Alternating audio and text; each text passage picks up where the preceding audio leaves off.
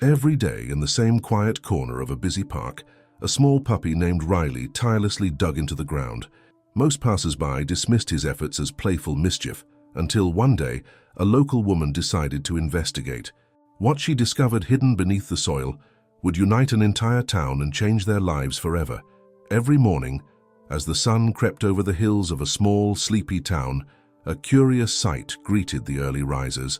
A small golden retriever mix named Riley could be seen in the town park, tirelessly digging a hole in the exact same spot. Dirt flew behind him as his little paws worked with an intensity that puzzled the townsfolk. Children playing nearby would pause to watch, their laughter replaced with whispers. "What's he doing?" one child asked. "Maybe he's hiding treasure," another suggested. The adults, however, weren't as amused. "That dog's tearing up the park again," one man grumbled, shaking his head as he passed by. Riley's strange behavior had become the talk of the town. No one knew where he had come from, only that he had arrived a few months prior, skinny and scrappy, yet undeniably determined. He wasn't seen begging for food or seeking shelter. Instead, his days revolved around this one task, digging in the same patch of earth as though his life depended on it. One morning, Claire, a retired schoolteacher known for her soft spot for strays, decided to approach Riley. Armed with a bag of treats, she slowly crouched near the edge of the hole. "What are you looking for, boy?" she asked gently, holding out a biscuit. Riley paused, his head tilting slightly as he regarded her with warm, intelligent eyes. For a moment, it seemed he might approach, but then he returned to digging, his focus unshaken. Claire watched him with growing curiosity. "It's like he's on a mission," she muttered under her breath. Her words lingered, sparking a wave of interest among the townsfolk. What could Riley possibly be searching for? And why this spot day after day, as though it held some deep secret? When Claire noticed Riley returning to the park even during the stormy nights, her concern grew. She resolved to figure out what was driving him. But what she and the town would discover hidden beneath the soil would change everything they thought they knew about this little dog, and about themselves. The morning after her initial attempt to connect with Riley, Claire returned to the park, bundled in her old raincoat. The sky was overcast, and a cold breeze rustled the branches of the nearby trees. Riley was already there, as she expected, furiously digging in his usual spot. His small frame seemed to disappear into the growing pit he was creating, the edges of his hole widening with every pawful of dirt he flung behind him. Claire stood watching for a moment, her heart heavy with concern. "Why are you so determined, little one?" she murmured, stepping closer. She noticed that Riley's paws were raw, the pads scratched and caked with dirt. He worked tirelessly, ignoring the discomfort, as though driven by some unseen force. This time, Claire came prepared. She carried a thermos of chicken broth and a fresh blanket. Setting them down nearby, she spoke in soft tones. "Come on, Riley. Take a break, boy. You've done enough for now." Riley paused at the sound of her voice, turning his head slightly. His eyes, a rich amber, seemed to reflect both exhaustion and an unrelenting purpose. For a brief moment, Claire thought he might come closer, but then, with a huff, he returned to his task, digging with renewed fervor. Claire sighed, her chest tightening. "You won't tell me what it is, huh?" She glanced around the park, noticing a small group of children gathered at a safe distance, whispering and pointing at Riley. One of them, a boy named Ethan, approached hesitantly. "Miss Claire," he said, tugging on her sleeve. "Why's Riley always digging here?" Claire knelt down to meet Ethan's curious gaze. "I don't know, sweetheart, but he must have a good reason." Ethan's brow furrowed. "Do you think he lost something?" The question stayed with Claire long after the children returned to their games. That evening, as the sun dipped below the horizon, she decided to take matters into her own hands. If Riley wouldn't accept her help, she'd find another way to figure out his secret. The next morning, Claire returned to the park armed with a metal detector borrowed from her nephew, who used it for beachcombing. She wasn't sure if it would work, but she had to try. Riley was already at his post, pawing at the ground. He barely acknowledged her arrival, his focus unbroken. As she switched on the device and swept it over the area, Riley stopped digging and watched her with keen interest. "So now I have your attention," Claire said, chuckling softly. The detector emitted a faint beep as it passed over the deeper part of Riley's hole. Claire's breath hitched. "There's something here," she whispered. She began carefully brushing away the dirt with her hands, Riley standing just a few inches away, his eyes fixed on her every move. What she unearthed wasn't what she expected. At first, it looked like a simple piece of rusted metal, but as she wiped it clean with a rag, a distinct shape began to emerge. A small, tarnished locket. Claire sat back on her heels, turning the locket over in her hands. It was old, the hinges stiff with age, but she managed to pry it open. Inside was a faded photograph of a young woman holding a child, their smiles frozen in time. "Is this what you've been looking for, Riley?" Claire asked, glancing at the dog. Riley let out a soft whine, stepping closer to nudge the locket with his nose. Claire's heart ached at the sight. "There's a story here," she murmured, her fingers tracing the delicate etching on the locket's surface. It bore initials L.M. By now, a small crowd had gathered around them, drawn by the unusual sight of Claire and Riley working together. "What's she holding?" someone whispered. "It's a locket," Claire replied, holding it up. "And I think it's important to Riley." One of the onlookers, a middle-aged man named George, stepped forward. "Let me see that," he said. He examined the locket closely, his eyes narrowing. "This looks familiar," he muttered. Claire raised an eyebrow. "Familiar how?" George scratched his chin, his expression thoughtful. "There used to be an old couple who lived near here, Leona and Martin, if I'm not mistaken. Sweet folks, always together. I think Leona had a locket like this. They passed on years ago, though." A murmur spread through the crowd, speculation buzzing like static electricity. "Do you think Riley belonged to them?" someone asked. Claire glanced at Riley, who sat quietly now, his tail wagging faintly as if to confirm the idea. "It's possible," she said, her voice tinged with wonder. "But if that's true, why is he still here? What is he trying to tell us?" The questions hung in the air, unanswered. Riley, however, seemed more at peace than Claire had ever seen him. He lay down beside the hole, resting his head on his paws, as though satisfied that his message had finally been understood. But Claire knew this was just the beginning. The locket was a clue, but to what? And why had Riley been so determined to uncover it? "I'm going to find out, Riley," she promised, her voice steady. "We're going to figure this out together." That evening, Claire sat at her kitchen table, the locket resting on a clean dish towel. The photograph inside it haunted her thoughts. Who were the woman and child? And why had Riley been so desperate to unearth this tiny, rusted relic? Claire reached for her laptop, determined to dig deeper. She started by searching for any public records tied to the initials L. Teasil combined with the name of the town and keywords like locket or park. Hours passed with little success, and her frustration mounted. Just as she was about to give up for the night, an article caught her eye. It was an old newspaper clipping from over a decade ago, archived online. The headline read, "Local couple mourns tragic loss at community park." Claire's heart raced as she clicked on the link. The article detailed a heartbreaking story. A young couple, Leona and Martin, had lost their toddler son, Daniel, during a family outing to the very park where Riley had been digging. The boy had wandered off while they were picnicking and had tragically drowned in the nearby river. "Oh, Riley," Claire whispered, glancing toward the dog, who lay curled up on a blanket in the corner of her living room. Could this be connected? Was it possible that Riley had some link to this couple and their tragic past? The article mentioned that Leona had been particularly attached to a locket containing a photograph of herself and Daniel. It was one of the few keepsakes she had of her son after his passing. Claire's gaze shifted to the locket on the table, the tarnished edges catching the light. This had to be the same one. The next morning, Claire returned to the park, Riley trotting eagerly at her side. She didn't bother with the leash this time. Riley had earned her trust. The dog led her straight back to the hole he had dug, sniffing around as if to ensure that nothing else had been missed. "Is there more?" Claire asked aloud, though she wasn't sure what she expected Riley to do in response. To her surprise, he began digging again, his movements precise and deliberate. This time, what Riley unearthed wasn't metal but wood, a small weathered box, its edges warped from years underground. Claire knelt beside him, carefully brushing away the dirt. The box had no lock, and the lid creaked as she opened it. Inside was a folded piece of paper, yellowed with age, and a tiny plush toy, a rabbit, its fur matted and faded but still recognizable. Claire unfolded the paper carefully, her hands trembling. It was a handwritten note, the ink smudged but legible. To whoever finds this locket and toy belong to our sweet Daniel. We buried them here to keep his memory close to the place he loved most. Please treat these items with care. They are all we have left of him.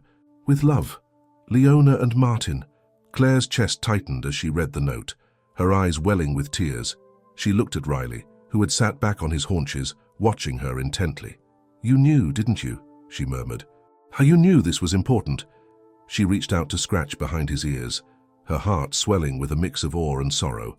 Riley wagged his tail, leaning into her touch as though to say, "Yes, and now you know too." Claire decided she couldn't keep this discovery to herself. She returned to George, the man who had recognized the locket the day before. Together, they pieced together more details about Leona and Martin. George explained that the couple had passed away several years ago, their home sold off to strangers. They were never the same after Daniel, he said, shaking his head sadly, but they loved this park, spent almost every evening here, sitting by the river. "Do you think Riley belonged to them?" Claire asked, her voice tentative. George frowned thoughtfully. "Hard to say, but if he didn't, he sure acts like he did. Maybe he's a stray that found their scent and just stayed. Dogs are funny like that. They feel things we can't." The idea that Riley might have a spiritual connection to the family touched Claire deeply. "Whatever the case," she said, "I think we should honor their memory. Maybe we can create something permanent for them here." George nodded. "A memorial, maybe. Something to keep their story alive." The idea gained traction quickly. Claire shared her findings with the local community, organizing a small group to plan a memorial event. She also reached out to local artists, hoping to design a plaque or sculpture that could commemorate the family's love for the park and Riley's incredible role in unearthing their story. Meanwhile, Riley's fame began to grow. Word spread about the dog who had uncovered a piece of the town's history, and people started visiting the park just to catch a glimpse of him. Children brought him treats, and adults marveled at his loyalty and determination. Riley seemed to bask in the attention, but his bond with Claire remained his strongest connection. As the memorial plans progressed, Claire couldn't shake the feeling that there was still more to uncover about Riley's past. How had he come to this park? What had drawn him to that exact spot? One evening, as she sat with Riley on the bench near his digging site, she spoke her thoughts aloud. "You're a mystery, Riley, but maybe that's part of what makes you so special." Riley rested his head on her lap, his eyes closing in contentment. Claire stroked his fur, her resolve strengthening. "No matter where you came from, you're home now. And we're going to make sure everyone knows how extraordinary you are." The memorial planning had brought the community closer, with Riley as the heart of their efforts. Donations poured in for the sculpture, and local news outlets picked up the story of the stray dog-turned-hero. However, as the preparations continued, Claire began to notice something odd about Riley's behavior. One morning, as they walked through the park, Riley suddenly stopped in his tracks. His ears perked up, and his body stiffened. Claire followed his gaze and saw a man standing by the riverbank. The man was dressed in a dark jacket and jeans, his posture stiff as he scanned the area. Something about him seemed out of place. "Do you recognize him, Riley?" Claire asked, gripping the leash a little tighter. Riley's tail wagged uncertainly, and he took a few cautious steps forward, his nose twitching as though catching a scent. The man turned abruptly, his eyes meeting Claire's. For a moment, his expression softened as he noticed Riley. But then, just as quickly, he turned and walked away, disappearing into the trees. Claire felt a chill run down her spine. "Who was that?" she murmured, her fingers brushing the locket she had tucked into her coat pocket for safekeeping. The encounter stayed with her throughout the day. Something about the man's reaction to Riley felt significant, almost personal. Was it possible that he knew Riley's history? Later that evening, Claire shared the incident with George as they finalized the details for the memorial event. George frowned deeply, his brow furrowed. "That sounds like Tom Marston," he said. "Who's Tom Marston?" Claire asked, curiosity piqued. "He used to be a groundskeeper here years ago," George explained. "Worked at the park during the time of Leona and Martin. He left after their tragedy, said it was too painful to stay. Haven't seen him around in years, though." Claire felt her pulse quicken. "Do you think he might know more about Riley? Or about the locket?" Could be, George said thoughtfully. Tom was close to the family. If anyone knows something, it'd be him. But good luck getting him to talk. He's always been a private man. Determined to find answers, Claire decided to track Tom down. She returned to the park early the next morning, Riley by her side, hoping the man might show up again. Hours passed with no sign of him, but just as Claire was about to give up, she heard the crunch of footsteps behind her. "Looking for me?" a gruff voice asked. Claire turned to find Tom standing a few feet away, his hands stuffed into his jacket pockets. Up close, his weathered face and piercing gaze gave him an air of guarded wisdom. "Yes," Claire said, summoning her courage. "I think you might know something about this." She reached into her pocket and held out the locket. Tom's expression shifted as his eyes fell on the locket. His shoulders sagged slightly, and he let out a long breath. "I haven't seen that in years," he said, his voice tinged with sadness. "Riley found it," Claire explained. "He was digging in the park, and this was buried along with a note and a toy." Tom's gaze moved to Riley, who sat attentively at Claire's side. A faint smile flickered across his face. "Good boy," he murmured. "Do you know anything about Riley?" Claire asked. "He's been living here for who knows how long, and I can't help but feel like he's connected to all of this somehow." Tom hesitated, then gestured for Claire to sit with him on a nearby bench. As they sat, he stared out at the river, his voice low and deliberate. "Riley showed up not long after Daniel's accident," Tom began. "He was just a pup back then, wandering near the park. At first, I thought he was a stray, but he had this way about him, like he was searching for something. I started leaving food out for him, and he'd always return to the same spot." Claire's heart ached as she imagined a young Riley, lost and searching. "Why do you think he stayed?" Tom glanced at her, his eyes filled with a mix of sorrow and wonder. "Leona and Martin used to say the park was Daniel's favorite place. After he passed, they'd come here almost every day, trying to feel close to him. I think Riley felt that. He stayed because he knew they needed him." The weight of Tom's words settled over Claire like a blanket. Riley wasn't just a stray. He had been a silent guardian, staying close to the park out of loyalty and instinct. "But why the digging?" Claire asked. "Why now?" Tom shook his head. I don't know. Maybe he sensed it was time for the story to be told. Dogs like him, they have a way of knowing things we don't." Claire sat in silence, processing everything Tom had shared. Riley's connection to the park, to Leona and Martin, was deeper than she could have imagined. He wasn't just any dog. He was a living link to a family's love and loss. As the sun began to set, Claire turned to Tom. "We're planning a memorial for Leona, Martin, and Daniel. I think it's what Riley's been waiting for. Would you come?" Tom hesitated, then nodded. "For them and for Riley, I'll be there." The days leading up to the memorial were a whirlwind of activity. Claire, George, and the rest of the community worked tirelessly to bring their vision to life. But the revelation from Tom weighed heavily on Claire's mind. Riley's connection to the park and to the tragedy that had unfolded there gave the event a deeper significance. Despite her determination, Claire found herself constantly replaying Tom's words. Riley had stayed in the park out of loyalty and instinct. But what did that mean for the memorial? Was it truly enough to honor the past? Or did Riley's actions suggest there was still more to uncover? "Do you think Riley knows what we're doing?" Claire asked George as they set up chairs near the small stage erected for the event. George Mai, who had grown fond of Riley over the weeks, patted the dog's head. "If he doesn't, he sure acts like he does," he said with a chuckle. Riley sat attentively by their side, his tail wagging softly as though he could sense the importance of the occasion. Claire knelt beside him, running her fingers through his fur. "You're amazing. You know that," she whispered. Riley responded with a soft nuzzle. His eyes filled with the quiet understanding that seemed to define him. The Memorial Day arrived bright and clear, with a gentle breeze carrying the scent of blooming flowers. The park was transformed, adorned with photos of Leona, Martin, and Daniel, as well as flowers and mementos left by the townspeople. At the center stood the sculpture, a delicate representation of a family holding hands, with a small figure of a dog at their feet. As people began to gather, Claire couldn't help but feel a mix of pride and anxiety. What if the event didn't resonate the way she hoped? What if the story she and Riley had uncovered wasn't enough to truly honor the family's memory? Her thoughts were interrupted by the arrival of Tom. He stood at the edge of the gathering, his hands tucked into his jacket pockets, his expression somber. Claire waved him over, and he hesitated before joining her near the stage. "It's been a long time since I've been back here," Tom admitted, his voice low.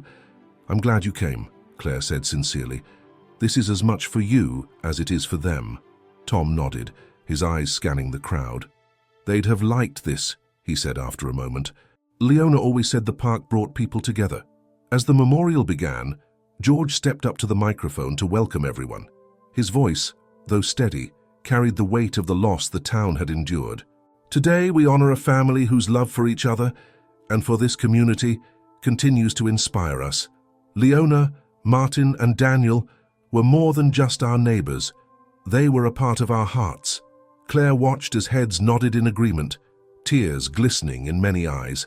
George's words were followed by stories shared by those who had known the family best.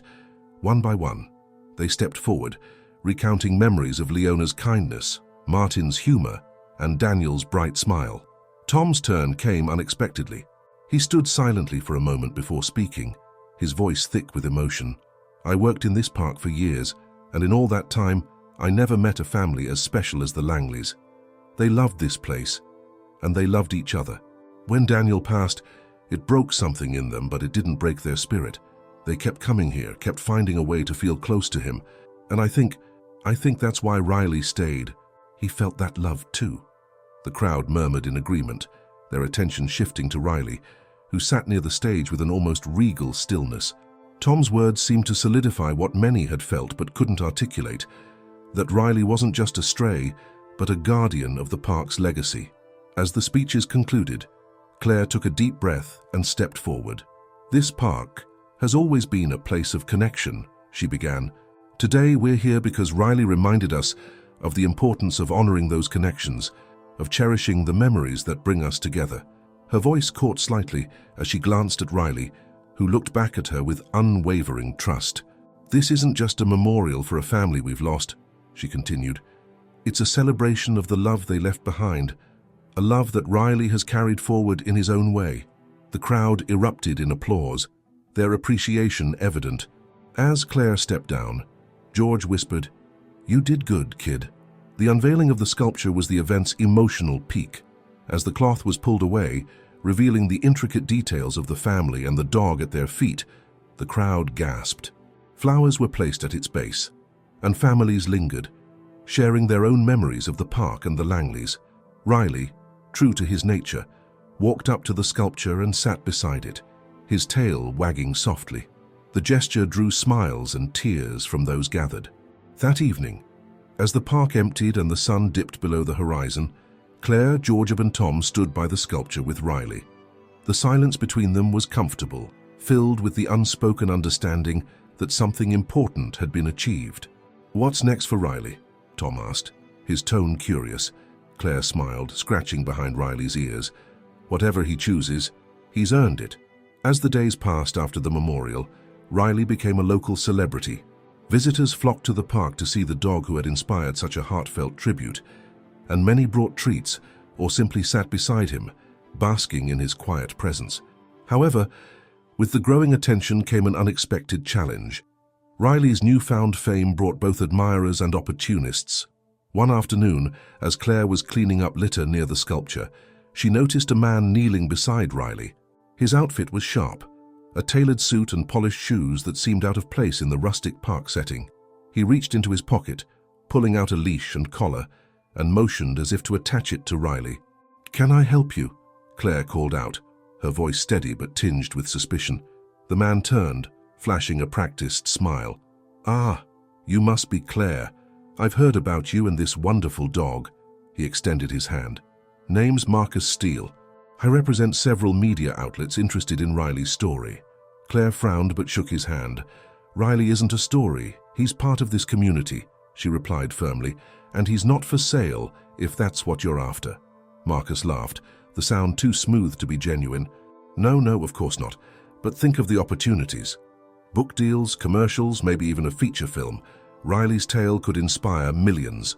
All I need is your cooperation." Riley, sensing Claire's unease, stood and placed himself between her and Marcus, his ears pinned back slightly. Claire knelt beside him, resting a hand on his head. "Thank you, but Riley's place is here," she said, her tone final. "We're not interested." Marcus's smile faltered, but he recovered quickly. "If you change your mind, here's my card." He placed it on the bench and walked away, leaving Claire feeling unsettled. Later that evening, Claire recounted the encounter to George as they closed up the park. "Do you think he'll come back?" she asked, her worry evident. "Probably," George admitted. "People like that don't give up easily. But we'll keep an eye on Riley. He's not going anywhere unless he wants to." The next few weeks brought more challenges. Marcus's visit seemed to trigger a wave of unwanted attention. Reporters began appearing at the park, snapping photos of Riley and pestering visitors for quotes. Some even crossed boundaries, leaving Claire and George no choice but to involve local authorities to protect the park's peaceful atmosphere. Amid the chaos, Claire noticed something strange about Riley's behavior. Though he remained his usual calm self most of the time, there were moments when he seemed restless, pacing near the sculpture or staring intently at a spot near the base of a tree. Claire couldn't shake the feeling that Riley was trying to tell her something. One morning, she decided to investigate. Armed with a small trowel, she approached the tree Riley often watched and began digging carefully at its base. At first, she uncovered only roots and soil, but after a few minutes, her trowel hit something solid, clearing away the dirt.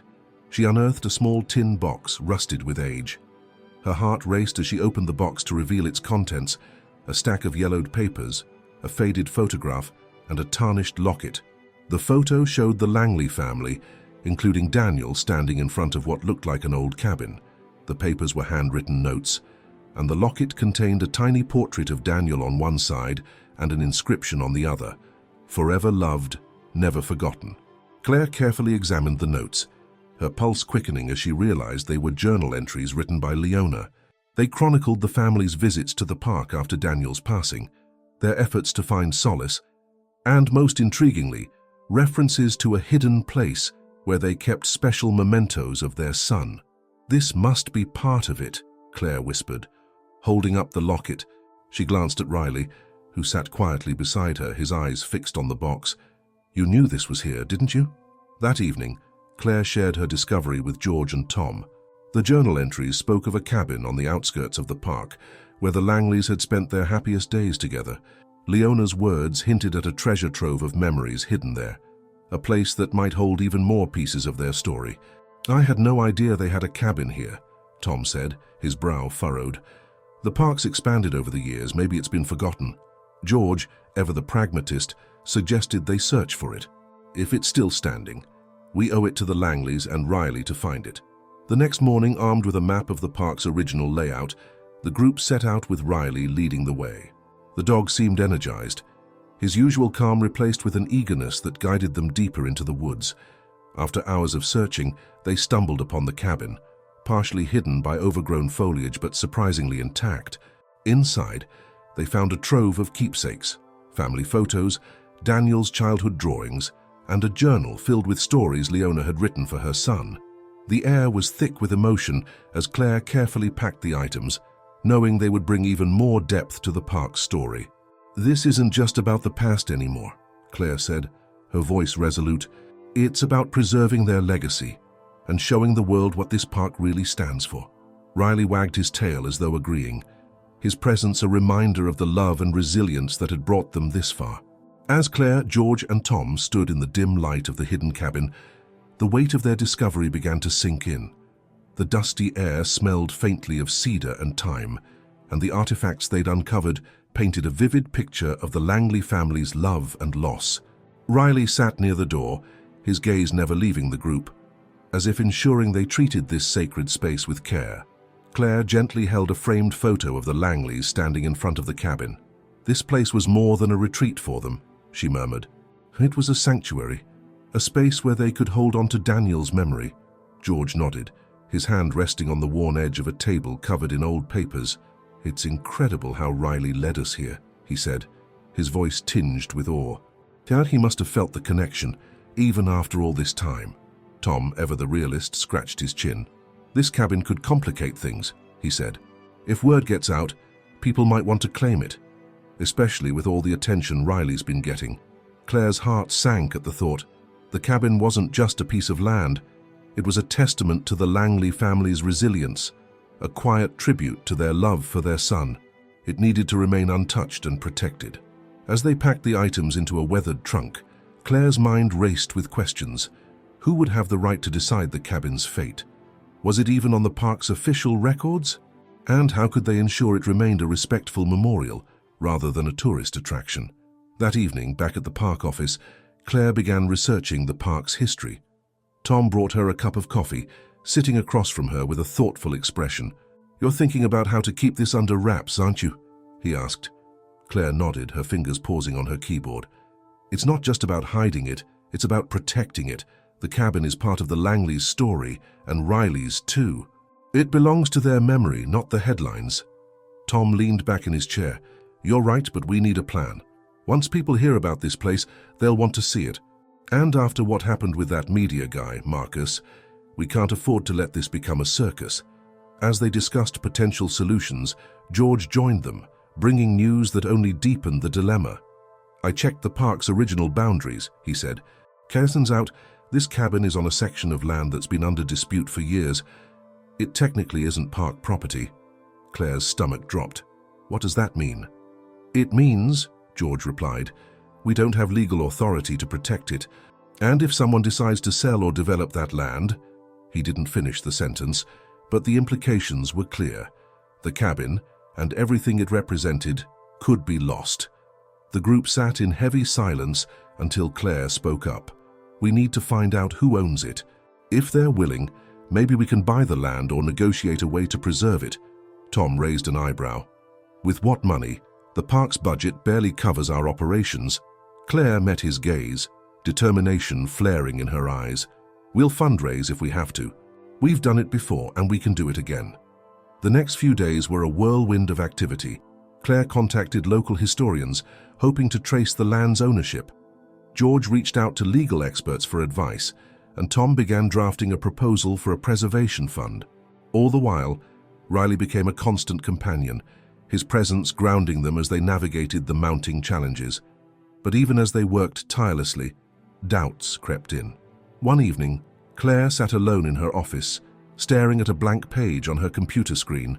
The enormity of their task loomed over her, and for the first time, she questioned whether they could pull it off. Riley, sensing her unease, padded over and rested his head on her lap. Claire stroked his fur absently, her thoughts racing. "Why do you care so much, Riley?" she whispered. "What is it about this place or this family that keeps you tied to it?" As if in response, Riley nudged her hand with his nose and gazed at her with those deep, knowing eyes. In that moment, Claire felt a flicker of clarity. This wasn't just about preserving the past. It was about honoring the connection that Riley had brought to life, a connection that had touched everyone who knew the Langley story. The next day, Claire's resolve was renewed. She shared her vision with George and Tom, to transform the cabin and the surrounding land into a memorial site for the Langleys, a quiet space where visitors could reflect on the enduring bonds between humans and animals. "It won't be easy," George warned.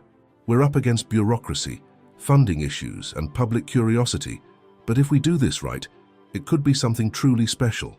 Tom agreed, though his practical side urged caution. "We'll need to tread carefully. One misstep, and this could spiral out of control." As they worked through the logistics, another complication arose. Marcus Steele, the opportunistic media agent, caught wind of their discovery. He reappeared at the park, this time with a camera crew in tow. "You're hiding something big, aren't you?"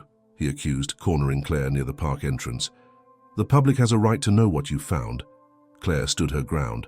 "The public has a right to respect the privacy of a family's legacy," she shot back. "This isn't a story for your headlines. It's a piece of history that deserves to be preserved, not exploited." Despite her firm stance, Marcus's presence signaled a growing threat. The team realized they had to act quickly to secure the cabin's future before it became the center of a media frenzy. As the sun set that evening, casting a golden glow over the park, Riley led Claire to the tree where they had first unearthed the tin box. Sitting beside him, she felt a renewed sense of purpose. "We'll protect this place," she promised, her voice steady. "For the Langleys. For you." and for everyone who believes in what this park stands for. Riley wagged his tail, his quiet confidence reminding Claire that they were far from alone in this fight. The morning dawned with an unsettling energy. Marcus Steele's meddling had shaken the park staff, and whispers of a brewing media storm rippled through the office. Despite Claire's best efforts to shield the discovery of the Langley cabin, rumors were spreading fast. Some visitors had even begun speculating about a hidden treasure tied to Riley's story. Claire stood at her desk, poring over the ownership records George had unearthed. The documents revealed a chain of custody dating back decades, but the last listed owner was a private trust with vague details. "Langley Preservation Trust," she murmured, her brow furrowed. "Why would Edward Langley create this but leave it so hidden?" Riley sat nearby, his ears twitching as Claire spoke. Tom entered the room, holding a steaming mug of coffee and a grim expression. "We've got a bigger problem," he said, setting the cup down.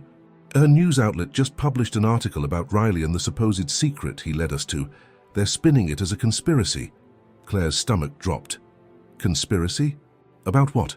Tom gestured to his tablet, where the article's headline blared, "Park officials cover up mysterious find. What are they hiding?" Beneath it was a grainy photo of Claire and Riley walking near the cabin site. "Marcus's fingerprints are all over this," Tom said bitterly.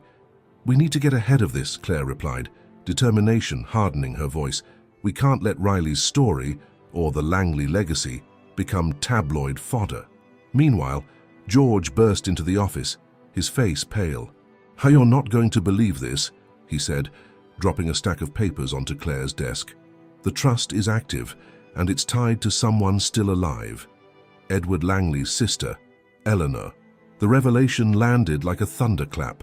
Eleanor Langley had been a reclusive figure, rumored to have left the area decades ago after a falling out with Edward. "If she's still alive, she might hold the key to everything," Claire said, her mind racing. "But how do we find her?" Tom looked skeptical. "So even if we do, what makes you think she'll want to help? If she abandoned the family legacy, she might not care about saving the cabin." "We have to try," Claire insisted. "If Eleanor created the trust, she might be the only one who can secure the cabin's future." The team decided to divide their efforts. While Claire and George worked on tracking down Eleanor, Tom focused on managing the growing public interest. They quickly realized, however, that the situation was spiraling out of control. Marcus had ramped up his campaign, releasing edited footage that painted the park staff as secretive and untrustworthy. Crowds of curious onlookers began gathering at the park entrance, demanding answers. In the midst of the chaos, Riley's behavior took a curious turn. He began digging near the cabin again, this time in a spot they hadn't previously examined. Claire watched him intently, her heart racing as he unearthed another small tin box. She crouched beside him, carefully prying the lid open. Inside was a bundle of letters, their edges yellowed with age. The top one was addressed to Eleanor, written in Edward's neat handwriting. Claire unfolded it, her eyes scanning the page. "Dear Eleanor, I know we haven't spoken in years, but I hope this letter reaches you. The cabin holds our family's history, and I can't bear the thought of it being lost.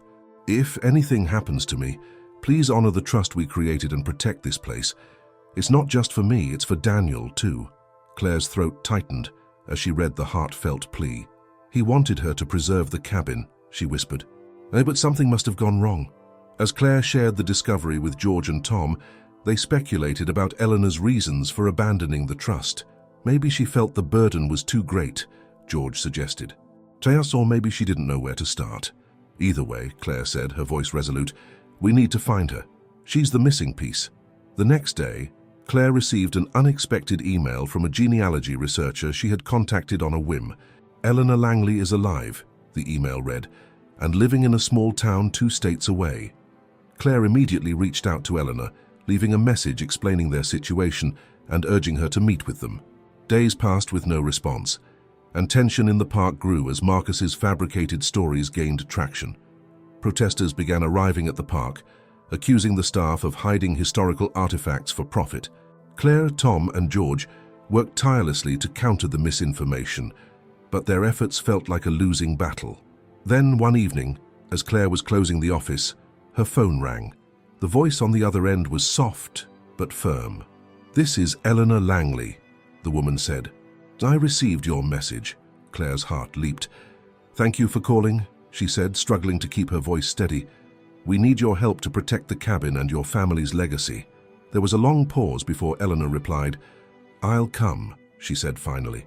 "But I need to know everything before I decide what to do." As the call ended, Claire felt a mix of relief and apprehension. Eleanor's involvement could change everything, but it could also bring new complications. The next morning, Eleanor arrived at the park, her presence commanding despite her years. She wore a simple grey coat, and her sharp eyes took in the scene with quiet intensity. Riley immediately gravitated toward her, wagging his tail and nuzzling her hand, as if recognizing her connection to the Langley family. As Eleanor listened to Claire recount the events leading to the discovery of the cabin, her expression softened. When Claire showed her the letter from Edward, Eleanor's hands trembled. "He never stopped trying to reach me," she murmured, her voice thick with emotion. Eleanor agreed to visit the cabin, her resolve growing as she stepped into the space that held so many memories. "This place is sacred," she said, her voice firm. "We'll do whatever it takes to protect it." But just as they began to feel a sense of hope, a new threat emerged. Tom rushed into the cabin, his face pale. "Marcus is here," he said. "And he's brought a crew with him." Claire's heart sank. The fragile progress they'd made was about to be tested in the harsh light of public scrutiny. The confrontation was inevitable. Outside the cabin, Marcus Steele stood with his camera crew and a small group of protesters. The air buzzed with tension as he pointed dramatically at the cabin. "This," he announced loudly, "is what they've been hiding, a piece of history they want to keep for themselves." Claire, Eleanor, and Tom exchanged a wary glance. Riley, sensing the unease, stood at Claire's side, his stance protective. "We can't let him derail everything," Claire whispered to Eleanor. "The public needs to hear the truth. From you." Eleanor squared her shoulders, her years of self-imposed isolation melting away in the face of the injustice unfolding before her. "Let me handle this," she said firmly. The group stepped outside, Eleanor leading the way.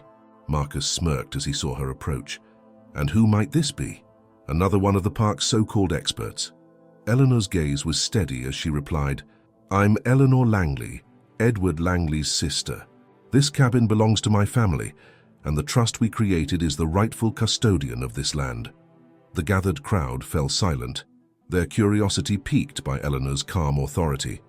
Marcus faltered, clearly not expecting this development. "If that's true," he said, recovering quickly, "then why has the trust done nothing to preserve it? Why keep it a secret?" Eleanor's voice softened, tinged with regret. "Because I failed my brother and this land. When Edward passed, I let my grief consume me. I didn't know how to move forward, and the trust fell into neglect. That's on me," the crowd murmured, but Eleanor raised a hand, her expression resolute. "But that changes now. I've seen the work Claire and her team have done, and I'm here to ensure Edward's legacy is protected, as he intended." Marcus tried to regain control of the narrative. "So you admit the trust has been mismanaged? Sounds like you're just looking for a convenient way to save face." Eleanor met his gaze, unflinching. "What I'm looking for is a way to right my wrongs, and that starts with protecting this cabin from people like you." Claire stepped forward, taking her place beside Eleanor. "This isn't about publicity or profit," she said, her voice steady. "It's about preserving history and honoring the bond between Edward Langley and Riley. This dog led us here for a reason." As if on cue, Riley barked, drawing the crowd's attention. Marcus's cameraman, sensing an opportunity, zoomed in on the loyal dog. "And what's so special about this dog?" Marcus sneered. "Another part of your PR stunt." Tom, who had been quietly observing, stepped forward. "Riley isn't just a stray, he's Edward's dog. He led us to the cabin Edward cherished, the one he wanted to preserve. If you're looking for a stunt, Marcus, maybe you should look in the mirror." The crowd erupted into scattered applause, and Marcus's smug expression began to crack. His attempts to undermine the park staff were clearly losing traction. "Fine," he said, his tone bitter. "If you're so determined to protect this place, prove it. Show the public how you plan to restore it." Claire seized the moment. "We've already started. The cabin will be fully restored, and we're working with Eleanor to create a preservation plan that aligns with the trust's original intent." Eleanor nodded, her voice ringing with conviction. "And I'll personally oversee the trust's reformation to ensure the cabin and its surrounding land are protected for generations. Marcus, realizing he had no more cards to play, glared at the group before storming off with his crew. The crowd began to disperse, many staying behind to offer words of support. Claire felt a surge of relief, but she knew the battle wasn't over. As the day wound down, Eleanor asked to spend some time alone in the cabin. Claire hesitated but eventually agreed, sensing the older woman's need for reflection. Riley stayed behind, his quiet presence a comfort to Eleanor as she explored the space. Inside, Eleanor found herself drawn to a small bookshelf in the corner. Dusty volumes lined the shelves, their spines faded but intact. Among them was a journal, its leather cover worn smooth. She opened it, her breath catching as she recognized Edward's handwriting. The entries were a mix of daily musings and heartfelt reflections. One passage stood out. "I wish Eleanor could see this place now. It holds everything we dreamed of as children. Maybe one day she'll come back and understand why I stayed." Tears welled in Eleanor's eyes as she closed the journal. Riley nudged her hand gently, his gaze full of quiet understanding. "I'm here now, Edward," she whispered, "and I'll make things right." When she rejoined the group, Eleanor held the journal tightly. "This is more than just a cabin," she said. "It's a testament to Edward's belief in family, even when I turned away. I won't let that belief go to waste." Over the next few weeks, the park staff worked tirelessly with Eleanor to develop a restoration plan. Riley, ever faithful, became a symbol of the effort, his story inspiring volunteers and donors alike. Media attention shifted from scandal to celebration as the narrative became one of redemption and resilience. One evening, as Claire and Tom walked the now familiar path to the cabin, they paused to watch Eleanor sitting on the porch with Riley at her feet. The scene was one of peace and purpose, a stark contrast to the turmoil of weeks past. "She's found her place here," Claire said quietly. "Just like Riley," Tom nodded, a smile tugging at his lips. "And thanks to her, this place has a future." The Langley legacy was no longer a hidden story. It was alive and thriving, with Riley at its heart. But as they prepared for the cabin's grand reopening, Claire couldn't shake the feeling that one final chapter had yet to be written. As preparations for the cabin's grand reopening moved into full swing, the atmosphere around the park was electric. Volunteers painted fences, journalists lined up interviews, and donations poured in from people inspired by the story of Edward, Eleanor, and Riley. The once hidden cabin was becoming a symbol of resilience and the power of community. But amidst the flurry of activity, subtle signs of trouble began to surface. Eleanor, while steadfast in her resolve, seemed unusually distracted. Claire noticed it during their meetings. The usually poised woman fumbled with her notes, her gaze often drifting to the horizon as though searching for something or someone. Claire chalked it up to the emotional weight of revisiting her brother's legacy. But Riley, always attuned to the emotions around him, became noticeably protective, rarely leaving Eleanor's side. One evening, as Claire reviewed the restoration timeline in the park office, Tom burst in, his expression grim. "We've got a problem," he said, sliding a tablet across the desk. Claire's heart sank as she scanned the screen. A blog post, titled "The Truth Behind the Langley Trust Scandal," was going viral. It accused Eleanor of mismanaging funds, claimed Edward's intentions had been grossly misinterpreted, and suggested the restoration was a thinly veiled attempt to mask years of negligence. "This has Gerald Steele written all over it," Tom said, his tone dripping with disdain. "I thought we were done with him." Claire shook her head. "I underestimated how far he'd go. He must have found someone willing to fabricate new claims." Eleanor entered the office moments later, drawn by the tension in their voices. She looked at the screen and sighed heavily. "I should have known he wouldn't give up so easily," she murmured. Claire clenched her fists. "We can fight this. We've already disproven his lies in court. This is just noise." "It's more than that," Eleanor said, her voice steady but tinged with sadness. "He's trying to make me doubt myself. And it's working." Riley, sensing her distress, nudged Eleanor's hand, his soft whine breaking the silence. She crouched down, running her fingers through his fur. "I'm okay, boy," she whispered, though her voice betrayed her uncertainty. The team held an emergency meeting that night. Tom proposed a press conference to address the accusations head-on, but Eleanor hesitated. "If we draw more attention to this, we risk giving Gerald exactly what he wants." she said. Claire countered. "But if we stay silent, we look guilty. We've worked too hard to let him control the narrative again."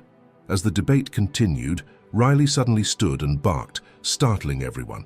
He bolted out of the room, heading toward the cabin. Claire and Tom exchanged a glance before following him, Eleanor close behind. They found Riley digging furiously near the base of the cabin's porch, his paws kicking up dirt with a sense of urgency. Claire crouched down beside him. "What is it, boy?" she asked softly. Moments later, Riley unearthed a small, rusted tin box. Eleanor's breath hitched as she recognized it. "Edward's keepsake box," she said, her voice trembling. With shaking hands, she opened the box. Inside were photographs and letters, and a folded piece of paper marked confidential. Claire unfolded it carefully and gasped. "It's the original trust agreement," she said. "This proves Edward's intentions for the land, and it's signed by both of you." Eleanor's eyes filled with tears as she scanned the document. This changes everything," she said. "It's the proof we need to silence Gerald once and for all." Tom grinned. Riley saves the day again. The next morning, the park staff held a press conference. Eleanor stood before the gathered crowd, the keepsake box in her hands and Riley at her feet. "For years, I let doubt and regret keep me from honoring my brother's legacy," she began. "But today, I'm choosing to fight for what he believed in." She held up the trust agreement. "This document is proof of Edward Langley's vision. A vision of preservation, community, and the unbreakable bond between people and nature." Claire and Tom followed with statements of their own, highlighting the restoration efforts and the overwhelming community support. By the end of the conference, the crowd was on their feet, applauding not just the team's determination but the undeniable spirit embodied by Riley. But Gerald Steele wasn't finished yet. That evening, as Claire and Tom reviewed footage from the conference, a shadowy figure appeared in the background of one of the clips. The figure lingered near the cabin, their face obscured, before slipping away unnoticed. Claire's stomach tightened. "Do you think—" Tom nodded grimly. "We need to keep a close watch tonight. Something doesn't feel right." As night fell, the team took shifts patrolling the park, Riley accompanying them on each round. The air was thick with tension, every rustle of leaves setting them on edge. It wasn't until the early hours of the morning that Riley's low growl alerted them to movement near the cabin. Claire and Tom rushed to the scene, finding a figure attempting to set fire to the cabin's porch. Riley lunged, barking ferociously, forcing the intruder to abandon their attempt. Claire managed to snap a photo of their retreating form, capturing a distinctive logo on their jacket, one tied to Gerald's media company. Eleanor arrived moments later, her face pale but determined. "He won't stop until he destroys everything," she said. "But neither will we." The attempted arson solidified the team's resolve to take definitive action. Gerald Steele's campaign of sabotage had gone too far, and it was time to confront him directly. As the first rays of dawn illuminated the park, Eleanor, Claire, and Tom gathered in the office to strategize their next steps. Riley lay at Eleanor's feet, his alert posture a constant reminder of the danger they faced. "We can't wait for him to strike again," Claire said firmly, tapping the desk for emphasis. "We need to expose him, not just to the local community, but on a national scale." Tom nodded. "We've got enough evidence now. The trust document, the footage of his associate at the cabin, and his failed legal claims. It's time to take this public." Eleanor hesitated, her gaze fixed on the trust agreement in her hands. "Going public means inviting even more scrutiny," she said softly. "Not just on Gerald but on me, on Edward's legacy. Are we ready for that?" Claire placed a hand on Eleanor's shoulder. "Edward believed in you. This park and Riley's story have inspired so many people already. We owe it to him, and to everyone who supports us, to stand up and fight." Riley let out a soft bark, as if in agreement, his tail wagging slightly. Eleanor smiled down at him, her resolve solidifying. "You're right," she said, standing tall. "It's time to end this." The first step was to consolidate their evidence into an airtight presentation. Claire compiled every piece of documentation they had, from the original trust agreement to photos and videos of the restoration process. Tom reached out to journalists and influencers who had shown interest in the park's story, ensuring maximum visibility for their announcement. Meanwhile, Eleanor prepared a heartfelt statement. With Riley by her side, she practiced in front of a mirror. her voice steadying as she spoke of Edward's dreams, the park's transformation, and the unwavering loyalty of the dog who had uncovered the truth. "Riley," she said, kneeling to scratch behind his ears, "you've been the hero of this story from the start. Let's make sure everyone knows it." The press conference was scheduled for the following evening, timed to coincide with a community event celebrating the park's progress. Volunteers set up tents, arranged seating, and decorated the area with photographs and memorabilia showcasing Edward's life and legacy. As the event approached, the atmosphere buzzed with anticipation. People from neighboring towns arrived in droves, drawn by the unfolding drama and the promise of an inspiring story. Children played near the cabin, their laughter a stark contrast to the tension lingering just beneath the surface. When the time came, Eleanor took the stage, flanked by Claire, Tom, and Riley. The crowd fell silent as she stepped up to the microphone, her hands steady despite the weight of the moment. "Thank you all for being here," she began, her voice clear and strong. "This park has always been a place of refuge, of beauty, and of community. My brother Edward dedicated his life to preserving it, and it's been my honor to carry that mission forward." She paused, her gaze sweeping over the audience. "But not everyone shares our vision. Over the past months, we've faced baseless accusations, sabotage, and even threats to our safety. Tonight, we're here to set the record straight." Claire stepped forward, displaying the trust agreement on a large screen behind them. "This document, signed by Edward and Eleanor Langley, outlines the true purpose of the trust and the intent behind the park's restoration. It's irrefutable proof of their commitment to this land and this community." Tom followed with a summary of the attempted arson, the connections to Gerald Steele's company, and the broader implications of his actions. "This isn't just about a park," he said passionately.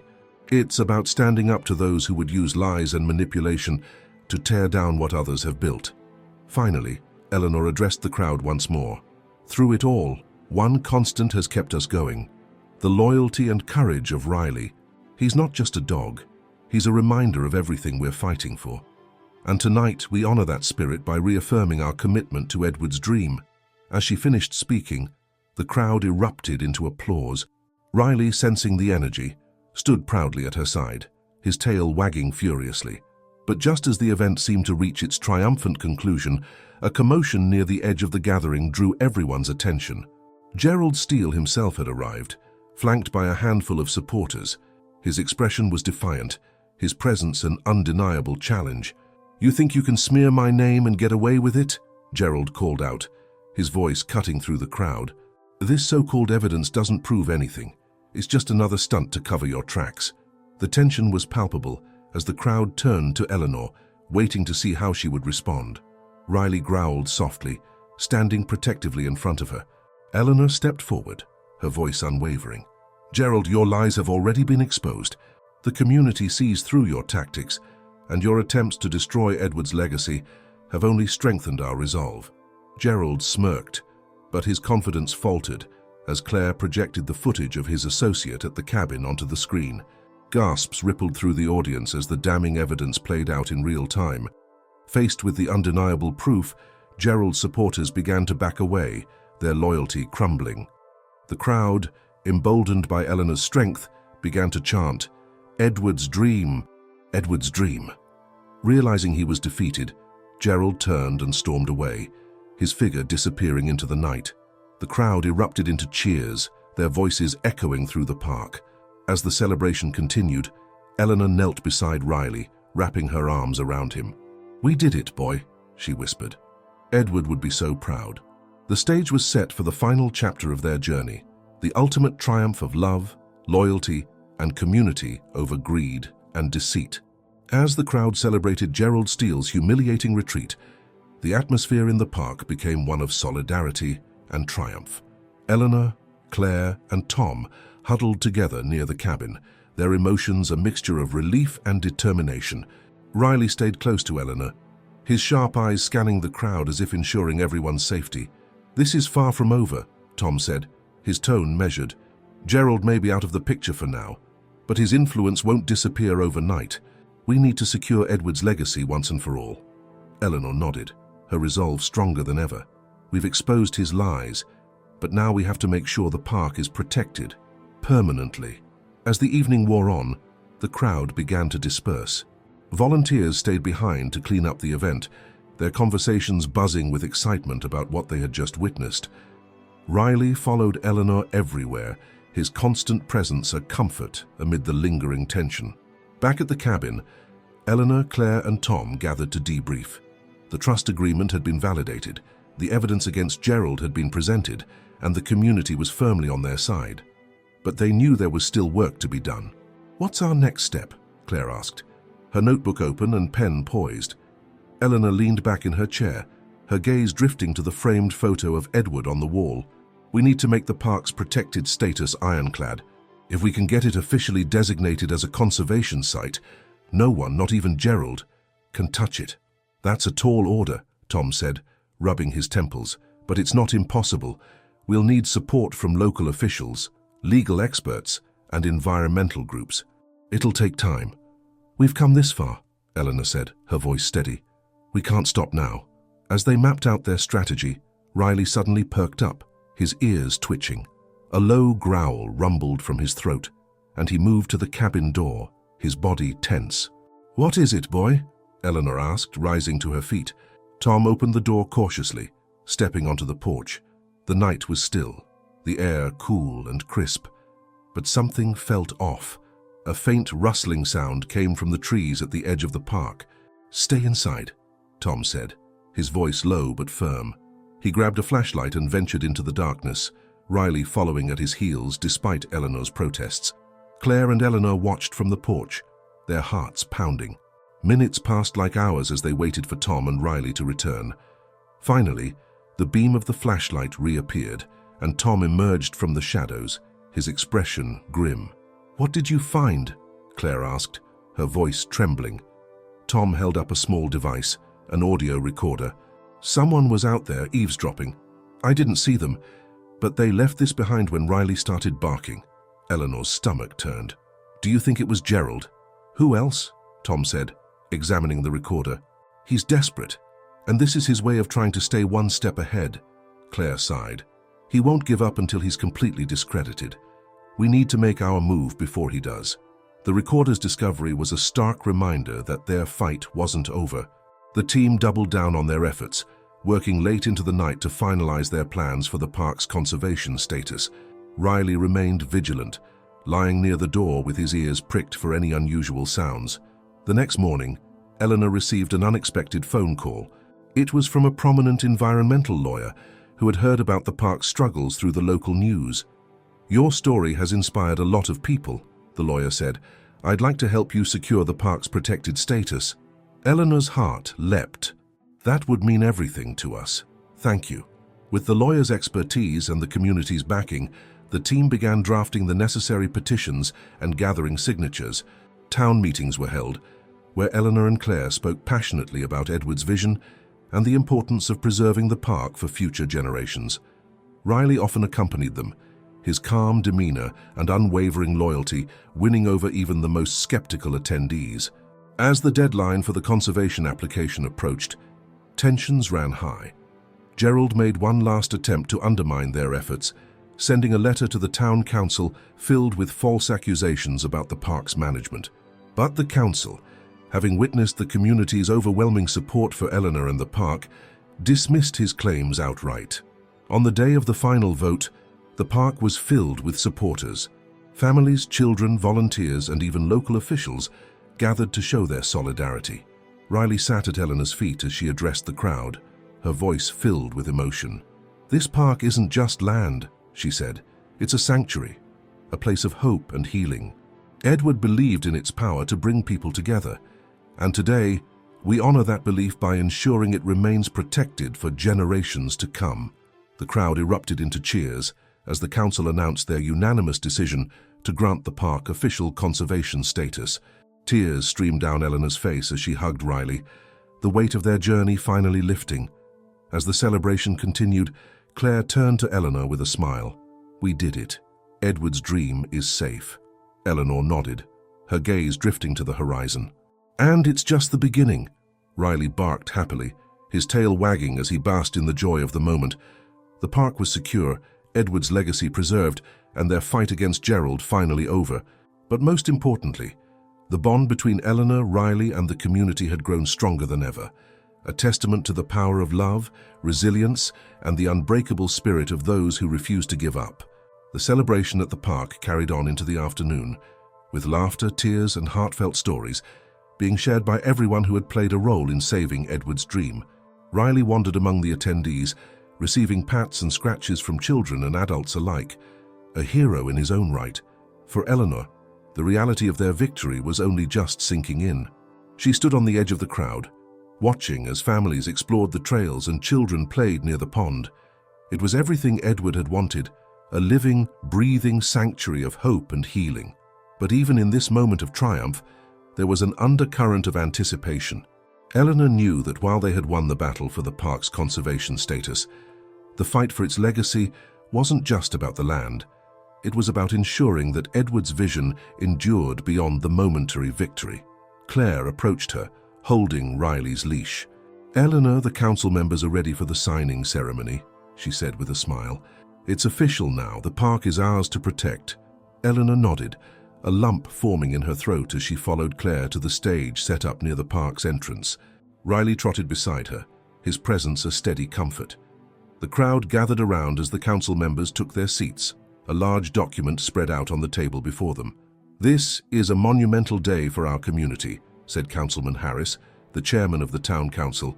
"Edward's dream for this park has inspired us all, and today we commit to ensuring its protection for generations to come." The crowd erupted into applause as Eleanor was invited to sign the document on behalf of Edward's haven. Her hands trembled slightly as she picked up the pen, the weight of the moment pressing down on her. She glanced at Riley, who sat by her feet, his intelligent eyes meeting hers. "This is for you, Edward," she whispered under her breath, her voice barely audible over the cheering crowd. With a steady hand, Eleanor signed her name, solidifying the park's status as a protected conservation area. The crowd roared with approval, their cheers echoing through the trees. Riley barked once, as if in celebration, and the children nearby giggled and clapped. As the ceremony concluded, Eleanor stepped back into the crowd, her heart swelling with pride. Claire joined her, her face glowing with excitement. "We did it," she said, wrapping Eleanor in a tight hug. "The park is safe." But before Eleanor could respond, a familiar figure appeared at the edge of the clearing. Samantha walked toward them, her expression a mixture of urgency and relief. In her hands, she held a manila folder. "I'm sorry to interrupt," Samantha said, slightly out of breath, "but I found something that you need to see." Eleanor's brow furrowed as she accepted the folder. "What is it?" "It's from Edward," Samantha explained, her voice trembling. "I was sorting through some old papers and found these tucked away in a box. I think he wanted you to have them." Eleanor opened the folder, her hands shaking. Inside were handwritten letters, sketches, and a map of the park.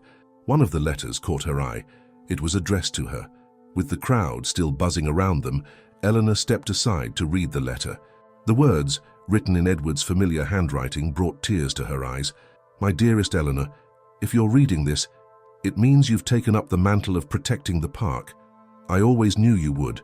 You've always had a strength and kindness that few possess, and I'm endlessly grateful that you chose to carry on this dream. The park is more than a piece of land. It's a sanctuary for the broken, the lost, and the hopeful. And you, Eleanor, are its heart. Remember that even in the hardest moments, you are never alone. Riley will be there, as will the community you've built. Together, you can accomplish anything. Thank you for believing in this dream. Thank you for being its guardian. I love you more than words can express. Always." Edward. Eleanor clutched the letter to her chest, tears streaming down her face. Riley, sensing her emotions, pressed against her leg, his warm presence grounding her. "What does it say?" Claire asked gently, placing a hand on Eleanor's shoulder. Eleanor smiled through her tears. "It's Edward. He always believed in us, even before we knew we could do this." She handed the letter to Claire, who read it silently, her own eyes glistening with emotion. "He would be so proud," she whispered. Eleanor nodded, her resolve strengthening. "And now it's up to us to make sure his dream continues to grow." As the sun set over the park, painting the sky in hues of orange and pink, the crowd began to disperse. Families packed up their belongings, children waved goodbye, and volunteers stayed behind to clean up. Riley sat at Eleanor's side, his head resting on her knee as she watched the scene unfold. "We've come a long way," Claire said, sitting beside her. Eleanor smiled. "And we still have so much to do." Claire nodded. "But we're ready for it." As the final rays of sunlight disappeared, Eleanor looked down at Riley, her heart swelling with gratitude. "Thank you," she said softly, stroking his fur. "For everything." Riley wagged his tail, his eyes filled with quiet understanding. The park was quiet now, the celebrations over, and only a few volunteers remained to tidy up the last remnants of the day's event. Eleanor stood near the pond, watching the fireflies dance in the cool evening air. Riley sat beside her, his tail wagging gently as he stared out over the water. For a moment, Eleanor closed her eyes, letting the weight of the day settle. The park was safe, Edward's vision was alive, and the community had rallied behind them in ways she hadn't dared to dream. Yet, this was not an ending. It was the beginning of a new chapter. Claire joined her, carrying 2 steaming mugs of tea.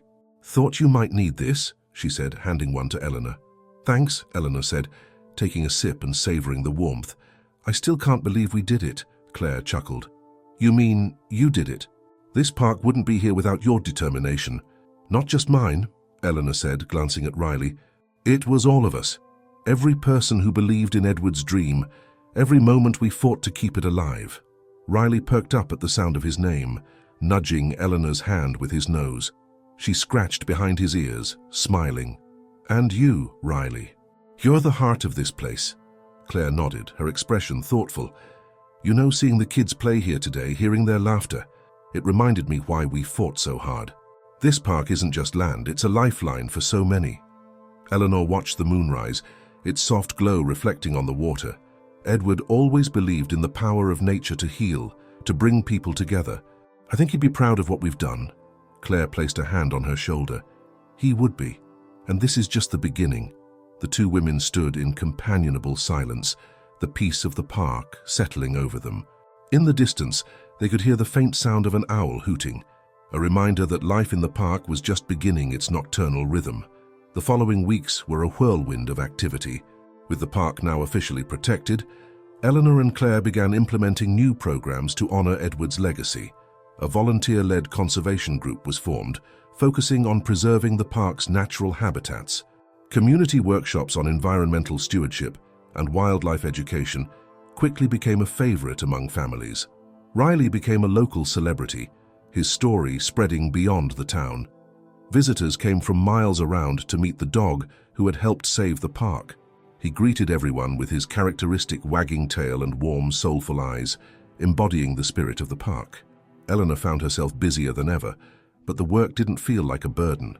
Instead, it was a privilege, a chance to give back, to protect the dream Edward had entrusted to her. Every time she saw a child marvel at the sight of a deer or a family picnic under the oak trees, she felt a renewed sense of purpose. One evening, after a particularly long day of planning and meetings, Eleanor returned to the small cabin near the park's entrance. She sat at the desk, Edward's letter framed beside her, and began writing a journal entry. It was something she hadn't done in years, but tonight felt like the right time. "Today I saw a little boy catch his first fish in the pond. His laughter reminded me of the joy Edward always found in the simplest things. The park is alive, Edward. Your dream is alive, and so is your legacy. Thank you for trusting me to carry it forward." As she closed the journal, Riley padded over, resting his head on her lap. "You're tired too, aren't you?" she murmured, running her hand over his fur. "But we've got a lot more to do." The park's transformation didn't go unnoticed. Local media outlets began featuring stories about the community's efforts, and donations flowed in to support ongoing initiatives. The park became a model for conservation projects, inspiring neighboring towns to create similar spaces. Eleanor and Claire often reflected on how far they had come. Over coffee one morning, Claire said, "You know, I think Edward's dream has grown into something even bigger than he imagined." Eleanor smiled. "It's not just his dream anymore, it's all of ours." As the seasons changed, so did the park. Spring brought bursts of wildflowers, summer saw the pond teeming with life, and autumn painted the trees in shades of gold and crimson. Through it all, Riley remained at Eleanor's side, a steadfast companion, and a constant reminder of what they had achieved together. On the one-year anniversary of the park's official protection, Eleanor and Claire organized a community event to celebrate. Families gathered for nature walks, wildlife photography contests, and storytelling sessions around a bonfire. At the heart of it all was Riley, who seemed to relish the attention and the treats that came his way. As the sun dipped below the horizon, Eleanor took the stage to address the crowd. 1 year ago, we stood here, uncertain of what the future would hold. But today we stand united, stronger than ever. This park is more than a place. It's a testament to what we can achieve when we come together. She paused, glancing at Riley, who wagged his tail encouragingly. Edward once told me that the greatest legacy we can leave is the love we give to others. Today I see that love in every one of you. The crowd erupted into applause, their cheers echoing through the trees. Riley barked, as if adding his own voice to the celebration.